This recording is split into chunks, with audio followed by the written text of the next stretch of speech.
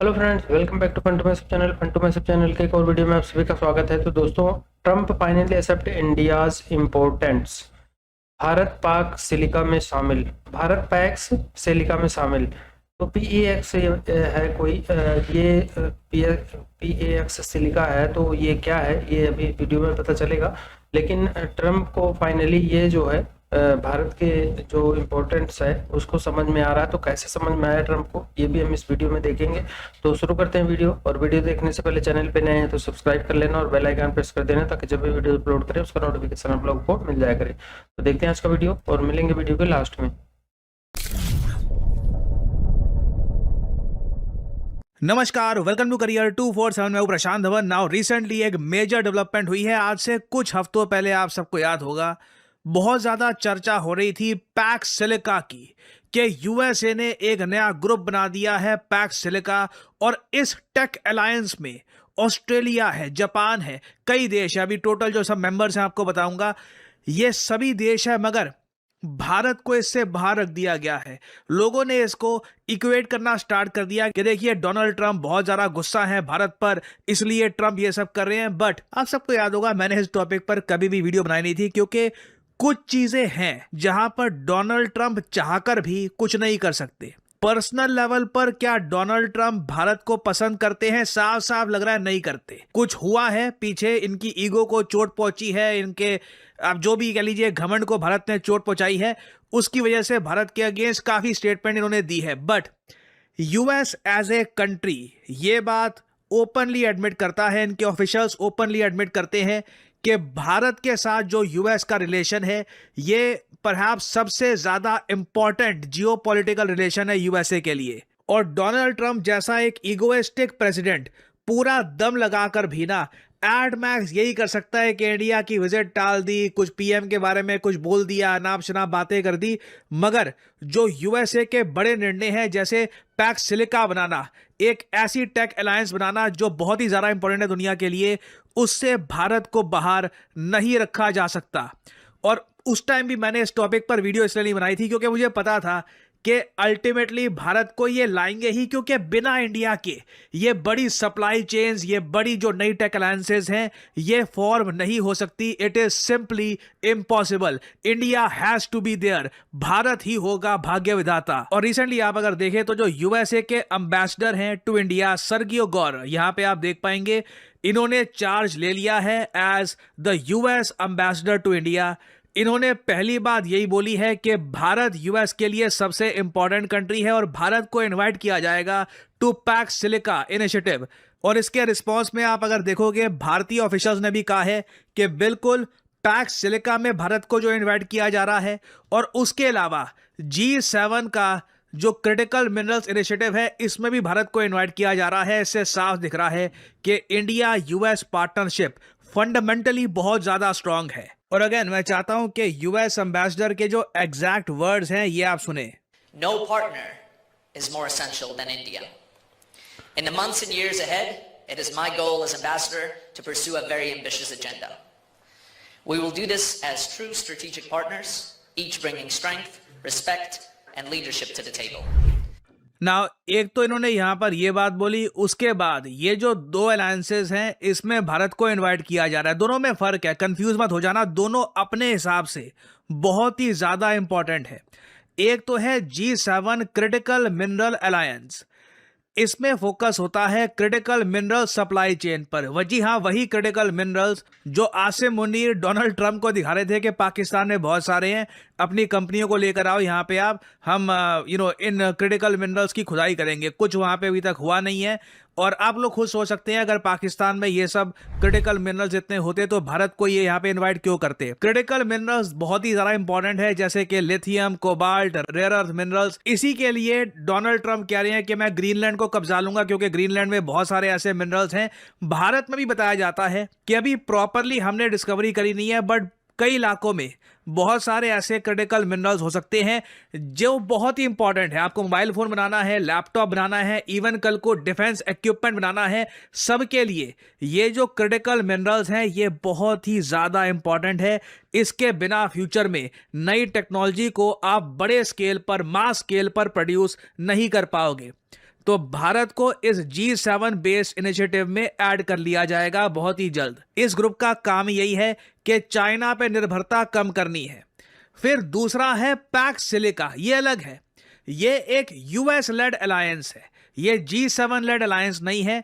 यहां पर silicon, semiconductor, AI technology में यूएस अपने बहुत ज्यादा जो करीबी एलाइज हैं उनके साथ टेक्नोलॉजी शेयर करेगा। और मान लीजिए कल के जो फ्यूचर प्रोडक्ट है, मान लो कल को नए टाइप का फोन आता है, नए टाइप का लैपटॉप आता है, नए टाइप का कोई और वीआर हेडसेट आता है, कुछ भी आता है, ये यूएस चाहता है कि जो यूएसए के बहुत ज्यादा करीबी एलाइड कंट्रीज हैं उन्हीं के साथ ये बनाए।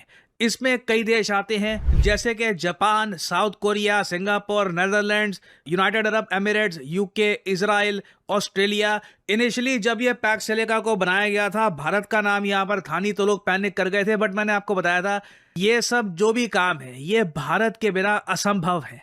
भारत इतना ज़्यादा एक इम्पॉर्टेंट मैं कहूँगा पार्ट होगा ग्लोबल सप्लाई चेन का कि भारत में 3 चीजें आप लोग देखोगे आने वाले कुछ दशकों में। पर कैपिटा इनकम बढ़ेगी। मैं ये नहीं कह रहा यूरोप बन जाएगा भारत, पर मतलब अभी जो पर कैपिटा इनकम है इससे बहुत ज्यादा तेजी से ये पर कैपिटा इनकम बढ़ेगी। मैन्युफैक्चरिंग में बहुत सारी जॉब्स आने वाली है। डेटा सेंटर्स भारत में बहुत सारे खुलेंगे। डेटा से रिलेटेड जिसके पास स्किल होगी वो बहुत सारी जॉब्स प्राप्त कर पाएगा। और फाइनली आप देखोगे भारत में ऐसी नई नई कंपनीज उठेंगी जो ग्लोबल लेवल पर नाम बनाएंगी। मेड इन इंडिया एक ग्लोबल ब्रांड बन के उभरेगा। और अगेन ये सब कोई भविष्यवाणी नहीं है, ये सब प्लान्ड है।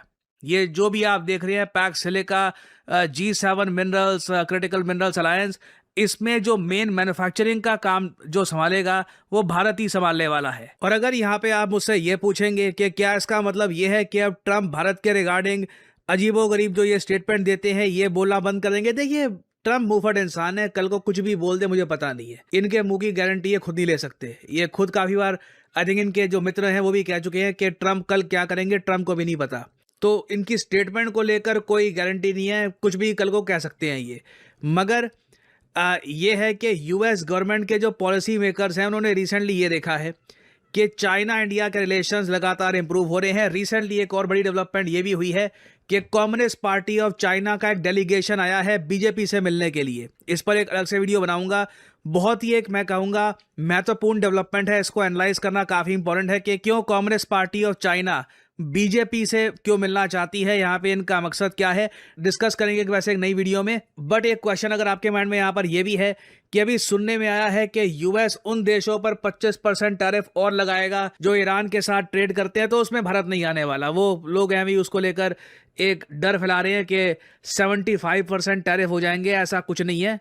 India is largely safe. Bharat पे इसके एडिशनल टैरिफ्स ईरान के इशू को लेकर नहीं लगने वाले। इफ एनीथिंग इंडिया के साथ यूएस की गवर्नमेंट प्रयास यही करेगी कि रिलेशंस इंप्रूव किए जाएं, क्योंकि यूएसए के लिए सबसे बड़ा नाइटमेयर, मैं वर्ड यहाँ पर यूज करूंगा नाइटमेयर, ये होगा कि इंडिया और चाइना अपने रिलेशंस इतने इंप्रूव कर दे कि RIC खड़ा हो जाए, रशिया इंडिया चाइना एक ग्रुप, और इंडिया और चाइना मिलकर बहुत ज़्यादा मतलब आप कह लीजिए पीसफुल रिलेशंस के साथ ये दोनों आगे बढ़े। यूएस के लिए परफेक्ट सिनेरियो ये है, इंडिया चाइना की बॉर्डर गर्म रहे। सो आने वाले समय में बहुत सी डेवलपमेंट्स होंगी। आई बिलीव चाइना और यूएस दोनों की तरफ से प्रयास किया जाएगा कि भारत को अपनी तरफ ही अट्रैक्ट करे। कोई बड़ी बात नहीं है, डोनाल्ड ट्रंप को कुछ ऑफिशियल्स बोले भी कि इंडिया का मेंशन मत किया करो, कोशिश करिए कि इंडिया का मेंशन अब ना ही करे। बाकी तब भी प्रेसिडेंट ऑफ यूएस हैं, कुछ इनका खुद का कंट्रोल होता नहीं है इनके मुंह पर, कुछ ये स्टेटमेंट दे भी सकते हैं इन द फ्यूचर। उसको लेकर I don't think we should get very angry. वो बस डोनाल्ड ट्रंप की एक अलग सी पर्सनैलिटी है। इनके ईगो को तो खैर काफ़ी ठेस पहुंचाई है भारत ने। जिस तरीके से पाकिस्तान झुक गया था बिल्कुल नहीं झुके, क्योंकि obviously India is not a vessel state. और ये बात डोनाल्ड ट्रंप धीरे धीरे सीखेंगे कि जो इनको दुलार और प्यार मिलता है पाकिस्तान से, भारत से नहीं मिलने वाला। वाह जी वाह, बड़ी इम्पोर्टेंट जो है ना ये वीडियो रही। और फाइनली जो है इंडिया को भी जो है इसमें इंक्लूड कर लिया गया। हमें इसके बारे में बिल्कुल भी जो है वो आइडिया नहीं था। पैक्स सिलिका यार ये टर्म क्या है, इसका मतलब क्या है। और प्रशांत धवन की भी कोई वीडियो जो है ना इससे पहले आई नहीं। हाँ, क्योंकि वो कहते हैं कि मुझे पता था कि इंडिया को ऐड किए बगैर ये लोग रह ही नहीं सकते हैं। और इंडिया की जो इम्पोर्टेंस है जाहिर है इंडिया ने उसमें जो है ना वो ऐड होना ही होना था। तो ये सही किया प्रशांत धवन ने जब ऐड हो गया तो फिर जो है ना वो उन्होंने वीडियो बनाई है। और फिर भी अभी भी उन्होंने कहा है कि कुछ मतलब कि ना डोनाल्ड ट्रंप अपनी ईगो पे बात इस तरह की ले चुके हैं कि वो आने वाले टाइम में भी कोई ना कोई स्टेटमेंट जो है ना वो दे सकते हैं। तो उनकी स्टेटमेंट पे नहीं हमने जाना, हमने ऑफिशियल जो चीजें हो रही है ना बाकी उन पे जो है ना हमने जाना वो देखनी। और वो आज न्यूज हमारे सामने आ ही गई है कि यार जब आप इतनी आपकी कंट्री जो है वो डेवलप हो रही होती है, अब आप देखो कि पैक्स सिलिका में जो भी उन्होंने नाम बताए हैं सारे इतनी बड़ी बड़ी कंट्रीज हैं। और ये बड़े प्राउड की बात है कि इंडिया भी जो है ना वो उसके अंदर हाँ ऐड है, बहुत जबरदस्त सीन है। फिर दूसरी तरफ वो मिनरल्स का बता रहे थे G7 रिलेटेड ना, मिनरल्स रिलेटेड। तो मुझे याद है बहुत पहले हमने वीडियो की थी कि इंडिया में लिथियम जो है वो उन्होंने बताया था कि कहीं से निकला है। और फिर हमने सारा वो देखा था लिथियम बैटरीज की जो इम्पोर्टेंस वगैरह। तो उस पॉइंट पे भी जो है ना इंडिया बहुत ज्यादा इम्पोर्टेंट है। और एक और पॉइंट उन्होंने वो जो ट्रायोका वाला जो है वो डिस्कस किया कि इंडिया और अब चाइना के जो है ना वो रिलेशनशिप बेहतर हो रहे हैं। हाँ, और उसके बाद उन्होंने कहा कि अगर ये तीनों ग्रुप बना लेना तो फिर तो अमेरिका की वजह ही है। और हम तो चाहते हैं कि यार ऐसा हो जाए, बट ये चीजें जो है ना ये इतनी ज्यादा जो है ना वो आसान नहीं है जितनी सुनने में जितनी बोलने में लगती है ना। तो ये जियोपॉलिटिक्स जो है ये बहुत ही ज्यादा जो है ना वो टफ चीज है। देखने को जितना मर्जी लग रहा हो कि यार ये कंट्री उसकी दुश्मन है, बट फिर भी जो है आप इस तरह से खुले आम दुश्मनी हाँ कर नहीं सकते। बहुत सारे फैक्टर्स जो है ना वो इसके अंदर जो है वो मैटर कर रहे होते हैं। और बाकी चाइना से भी कुछ वो कह रहे थे कि बीजेपी से मिलने के लिए कुछ उनकी डेलीगेशन आए हैं। हाँ, तो यार मुझे बहुत अच्छा लगता है कि जब रिलेशनशिप जो है आपके जो है कंट्रीज के साथ इर्द गिर्द बेहतर हो रहे होते हैं। मैं तो चाहती हूँ कि बांग्लादेश के साथ पाकिस्तान के साथ जो है वो इंडिया के रिलेशनशिप जो है ना वो बेहतर हो, क्योंकि हम हमेशा ये बात करते हैं कि आप अपने पड़ोसी जो है उनको चेंज नहीं कर सकते। सीधी वीडियो। और वैसे भाई ये जो ग्रुप बन रहे हैं ना पैक्स का जो ग्रुप बन रहा है, तो इसमें भारत तो भाई लाजमी होना था, क्योंकि जो दूसरे कंट्री है ना मोस्टली वो डेवलप कंट्री हैं और वहाँ पे एक तो भाई लेबर जो वो बहुत महंगी है। और ये जो साफ जा रहा है कि जो क्रिटिकल मिनरल जो हैं या रेयर अर्थ मिनरल जो हैं, ये जब माइनिंग होती है ना, जहाँ पर जिस एरिया में माइनिंग होती है वहाँ पर माहौल ख़राब होता है, आलूदा होता है। और मोस्टली जो UAE इसका हिस्सा है, वो भी हिस्सा है, यूरोप के 1-2 कंट्री हैं, और भी अमेरिका है, और भी 2-4 कंट्री, मतलब 7 की कंट्री है तकरीबन। तो अगर इसमें भाई साहब जो है इंडिया जो ना हो तो भाई वो जो है इसकी जो प्रोसेसिंग है, जो सबसे बड़ा जो है ना प्रॉब्लम वो ये है कि इसकी जो माइनिंग तो हो जाती है, लेकिन जो सबसे बड़ा मुश्किल जो प्रोसेस है वो जी इसकी प्रोसेसिंग होती है, इसकी जो रिफाइन करना होता है इसको, वो होता है। और वो भाई साहब वो ऐसे एरिया में किया जा सकता है भाई साहब जहाँ पर जो है ना माहौल आलूदा हो सके।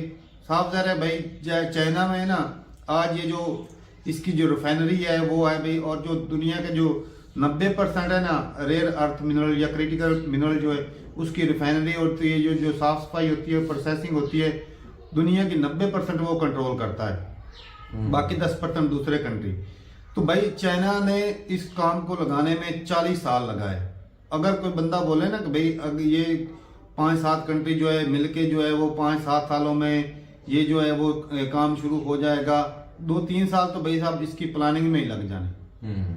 और इसकी जो रिफाइनरी लगने में उसमें भी रिसर्च होगी, इंजीनियरिंग, वो करते करते काफी टाइम लग जाना है, बहुत सारी चीजें। और भाई भारत इसमें लाजमी होगा, इसलिए कि भाई जो प्रोसेसिंग होती है वो बड़ी खतरनाक होती है, उसमें जो मजदूर लगेंगे वो भी उनकी भी जान को खतरा रहता है भाई, क्योंकि भाई केमिकल्स होते हैं बड़े खतरनाक किस्म के। माइनिंग के दौरान कई मरते भी हैं, कई बीमार हो जाते हैं। माइनिंग के दौरान तो अलग माहौल होता है, लेकिन इनकी प्रोसेसिंग ज्यादा खतरनाक होती है, उसमें सही बात है, इसकी बुक की गारंटी कोई भी नहीं ले कोई नहीं सकता। दे सकता, लेकिन ये है कि उसको समझ आ गया कि इंडिया की क्या इम्पोर्टेंस है। इस चेन में पैक्स सिलिका में इंडिया को साथ लेके चलना ही पड़ेगा। यूएस एम्बेसडर है, हाँ, वो कह रहे हैं कि इंडिया के बगैर हमारा गुजारा ही नहीं, गुजारा नहीं है, क्योंकि इतनी बड़ी मार्केट को कैसे छोड़ सकते हैं, कैसे छोड़ सकते हैं। और देखा जाए कि जिस तरह उन्होंने कहा है कि उस चेन में इंडिया का होना लाजमी है, और इंडिया जो है G7 में भी कहते हैं इंडिया का होना लाजमी है, और पैक्स सिलिका में भी शामिल है। पैक्स सिलिका में भी वो क्योंकि शामिल दोनों करने अलग-अलग जा हैं। रहे हैं। ये वो कह रहे हैं कोई भविष्यवाणी नहीं है, ये- ये उनका प्लान हो गया आगे है। आने वाले, क्योंकि जो भी अब नई कंपनियां बननी है इंडिया में, डाटा सेंटर सारा कुछ, तो ये अब जो कुछ भी बनेगा वो मेड इन इंडिया के नाम से ही मेड इन बनेगा। इंडिया के नाम से बनेगा।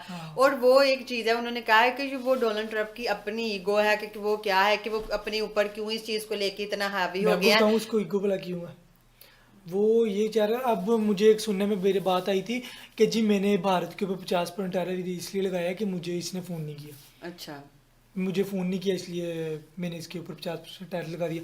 गुस्सा इसको इस चीज़ का है कि ये जो इंडिया है ये रशिया से तेल लेता है। बिल्कुल मेन चीज इसी चीज हाँ। में है। उन्हें ये है कि ये उससे तेल ना ले, मुझसे मुझसे तेल ले। ले। अच्छा एक चीज है आपको सामने से नजर आ रही है कि ये चीज मुझे 50 रुपए में मिल रही है, इधर से मैं लूंगा तो मुझे 150 में मिलेगी। हाँ।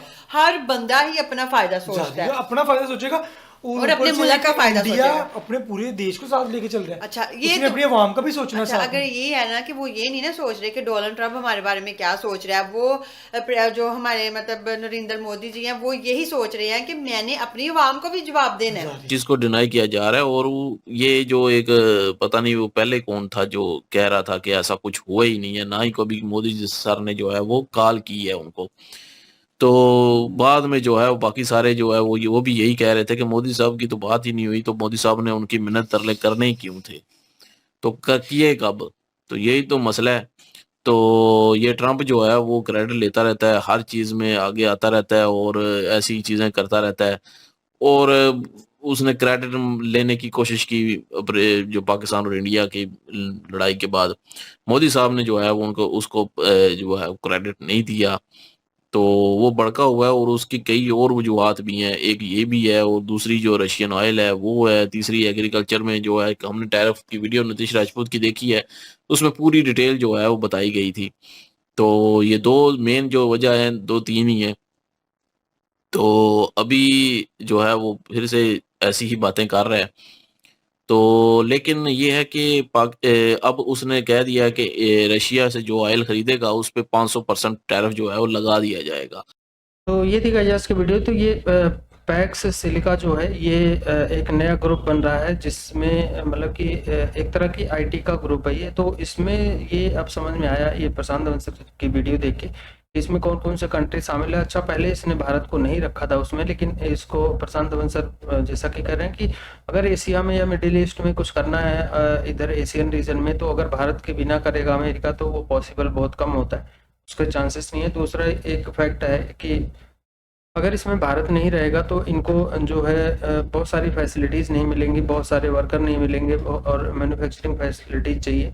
तो बहुत सारी चीज़ें हैं, बहुत सारा रीज़न है कि भारत को इनको रखना मजबूरी है इनकी। अदरवाइज़ तो यूएसए इतना भी वो मतलब भारत को लेके वो नहीं है कि वो करे। यूएसए हमेशा अपना ही सोचता है और जब उसको ज़रूरत पड़ेगी तो दोस्त दोस्त करके जो है गले लगा लेगा, और जब उसको ज़रूरत नहीं होती तो वो फिर बुलाता भी नहीं है। तो वो वाला हाल है यूएसए का। तो हालांकि फिलहाल इंडिया भी अपना इंटरेस्ट देख रहा है, इंडिया को जहाँ फ़ायदा होता है वहाँ चल जाता है। और इंडिया ने खुद को ऐसा बिल्ड किया है, ऐसी फॉरेन पॉलिसी रखी है कि मतलब हर जगह उसकी रिक्वायरमेंट है, हर जगह लोग उसको पूछ रहे हैं कि इधर आ जाओ, उधर आ जाओ, इधर आ जाओ, उधर आ जाओ। तो ऐसा मतलब इंडिया ने इमेज बनाया, इंडिया ने ऐसी अपनी फॉरेन पॉलिसी रखी है कि हर ग्रुप चाहे वो एंटी अमेरिका हो या प्रो अमेरिका हो, वो सब जो है भारत की इम्पोर्टेंस को समझते हैं और बुलाते हैं। और यही इम्पोर्टेंस जो है अमेरिका को चुभती है, और अमेरिका कहीं ना कहीं मजबूर होकर जो है भारत की इम्पोर्टेंस को जो है वैल्यू देता है। अदरवाइज अमेरिका जो है जैसे अभी ये बीच में नखरे दिखा रहा है तो ये इतनी वैल्यू नहीं देगा। तो ये सब जियोपॉलिटिक्स में चलता रहता है।